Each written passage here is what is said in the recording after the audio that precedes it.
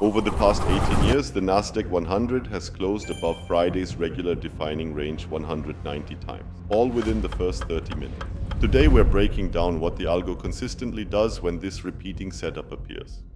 Our focus will be on Nasdaq's Friday regular DR sessions. I already covered the second time bucket of long confirmations with 89 datasets in a video, but this time we will focus on the one that repeats more often.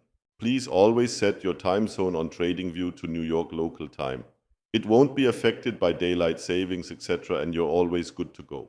We are focusing on a specific confirmation time window where we want to have a long confirmation between 10:30 a.m. to 11 a.m. Each time has different probabilities, and that's why the probabilities which I will share with you today will not include any confirmation after that particular time window. Once the confirmation happens during that specific time window, we are dealing with 190 datasets in total, where this unfolded in the past 18 years. The first thing to note is 79% of those scenarios in the past, the DR session turned out to never close below the defining range during the session, also called a DR true session. That's a good statistical advantage already. Because we assume that the DR session holds true and will not close below the defining range during the session, we will filter and analyze data only for true scenarios. This brings us to the next step, which is identifying the optimal time, retracement areas or price, and lastly, a high probability target for the session. For the optimal entry time window, we will be focusing on the max retracement time distribution. 11:45 a.m. marks the median time, where historically 50% of maximum retracements during the session happened, while 1 p.m. marks the time where 70% of historical maximum retracements happened. The retracement time distribution already gives us an important hint. Most of the retracements happen early, especially in the first 45 minutes after 10:30 a.m. That means you sometimes have to be super quick with decision making once the confirmation has happened, since in this example it can happen with the next 3 candles. How does it help us further?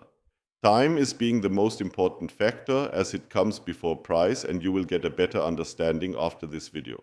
Let's analyze what has happened up until 70% of maximum retracements were done at 1 p.m. to find out price areas for potential entries. That also means that we identified a strict entry time window already that we can bring onto our chart, and everything after 1 p.m. is not of interest for this time and price-based trade setup, and no entries should be taken after. Before we move on to the retracement areas, it is important to know the statistics for a retracement back into the defining range as well for this specific confirmation time window. While there is a 79.5% probability to see a retracement back into the defining range, the probability of seeing a retracement back into the implied defining range is way lower with 66.2%. This already tells us that price sometimes likes to just retrace back into the defining range instead of deeper into the implied defining range before making its move. From the past, we can clearly see where the algo made its maximum retracements under these criteria. You don't always get a clear distribution like that. Let's define good entry areas based on it, because that's where the probabilities are. In front of us, we literally can see what the algorithm has done in the past most frequently. The plus 0.09 to plus 0.19 retracement right here is, if we look at it on the chart, located outside of the DR in this example and therefore won't be included in the entry area. The 0 to plus 0.09 retracement is right between the DR high and the IDR high. It counts as a retracement back into the defining range, but not back into the implied defining range. Everything deeper than that is considered as a retracement back into the implied defining range. One retracement area clearly stands out, which shows where the algorithm had its maximum retracement quite frequently. It is considered to be from plus 0.09 up until minus 0.1. It also covers the median value of max retracements at minus 0.1.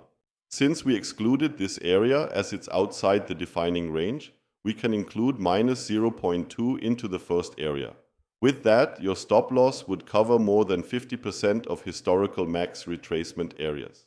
Another retracement area for a potential second entry will be considered right before the retirement setup area starts. From minus 0.61 up until minus 1. Minus 1 represents the IDR low. A safe stop with a few ticks below it will therefore mostly cover this cluster as well. Putting the retracement areas on the chart already looks very promising, right? But one thing is missing.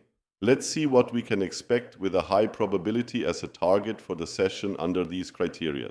Based on historical data, if the maximum retracement for the session happens up until 1 p.m., price extended toward the 1 to 1.09 standard deviation level around 70% of the time.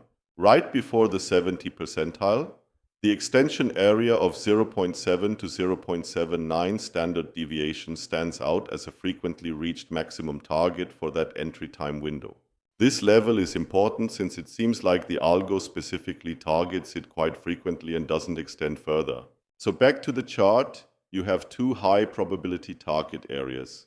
Here's a small little gem that you will get as a bonus. If you find your entry in one of these two retracement areas before 12 p.m., you target the 1 standard deviation level. If price reaches your first entry zone after 12 p.m., you go slightly lower for the plus 0.7 to 0.79 extension. Do not enter if price already reached the target before a retracement into the areas. Simple as that. Let me illustrate a few examples that shouldn't be traded. Price offers a potential entry in the first retracement area. Would you enter this trade? No, because the target for entries after 12 p.m. has already been reached. There is nothing of high probability to trade anymore. The next price action path offers you this. Would this be a valid retirement setup based on everything I showed? No, because the target for trades after 12 p.m. has already been reached during the session. Next example. Same concept. No entry because price has already reached all high probability targets, and if you've missed out on the first entry, don't trade this retirement setup, as beautiful as it might look. And the last example, price offers you this. Would you take a trade here? That's also a no. It's after 1 p.m. and this defines the end of the entry time window. I hope you get what I mean with all of that. It does look overwhelming at first, but once you understand it, you get a way better view of how price is being delivered. With the next few candles, price would have tagged you into your first position and you would get stopped out. That's the moment where you can think about placing a limit order for the second high probability area.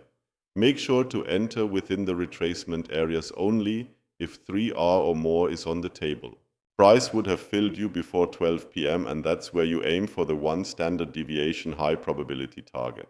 The target of 1 standard deviation was aligning perfectly not to violate the DR downside model that has been intact up until the last 10 minutes of the regular trading hours, where it turned into a trumpet-like price action. That's it, guys. I hope you enjoy these in-depth breakdowns, where I show you how to build a systematic, purely mechanical way to trade the market backed by data and statistics. Have a good trading week, and I hope to see you in the next video. We're gonna take on the world.